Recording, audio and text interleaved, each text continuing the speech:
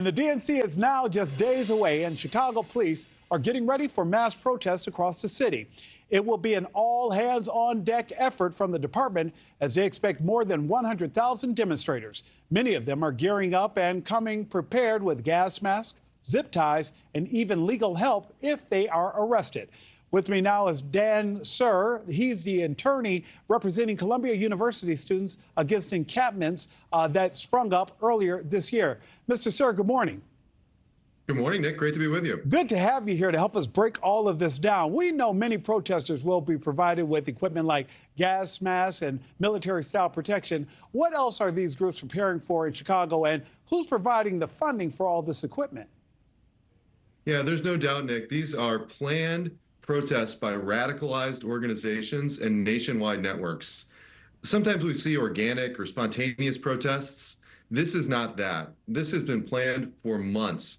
There are radical networks all across the country who specialize in creating chaos. And unfortunately, that chaos, that media circus, is headed to Chicago. And earlier today, I spoke with one of our aldermen who was just talking about how Chicago will be prepared. And you and I both know, more often than not, during these demonstrations, there are outside agitators who come in and mix with the groups who really just want to exercise their First Amendment right to actually protest peacefully. But that's not what happens. These groups have had months to organize to prepare for next week. What other types of help will they have once demonstrations actually start during the DNC?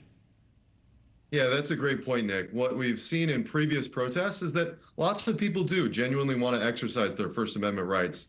But what happened at Columbia last spring is a great example where radicalized on-campus students ended up partnering with off-campus agitators who were trained in these sort of riot creation tactics. They came onto campus, they took over a building, and then they tried to fortify that building against an NYPD response. So this is a track record of how organizations going about this. And what it ends up doing is creating that chaos, that riot atmosphere, and it sort of sweeps everybody else in. And unfortunately, people's First Amendment rights are compromised because these radical activists come in, take over, and start breaking the law. Daniel, the lawsuit that you're a part of involves not just students who were protesting on campus. The group is also suing members of the squad in Congress. Why are they included in the lawsuit, and are you expecting any response from the squad? Yeah, it's a great question. So when a riot is happening, when a crime is in progress, it's a basic principle. You can't encourage people to continue breaking the law. We call that incitement, and the First Amendment doesn't protect it. What happened at Columbia was 3 members of Congress, union leaders, other left-wing activists showed up on campus, wanted to take advantage of the media circus that was happening, and were encouraging these students to continue breaking the law. Well, if that breaking of the law creates damage, and it did for my clients, then the people who encouraged and supported breaking the law, who facilitated it, including these members of Congress, are just as liable as the people who are actually doing the unlawful activity in the first place. They all need to be held accountable for what happened. And we do know that the plaintiffs are looking for damages. Quickly, I have less than 30 seconds, Daniel. What does a proper judgment look like?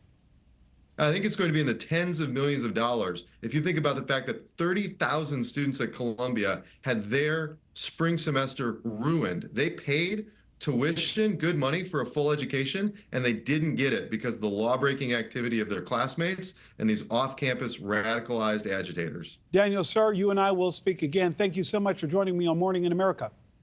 Good morning. Thank you, Nick. NewsNation special coverage of the DNC starts next week. Tune in Monday right here, starting at 8 p.m. Eastern. Thanks for watching, everybody. Go to joinnn.com to find NewsNation on your television provider.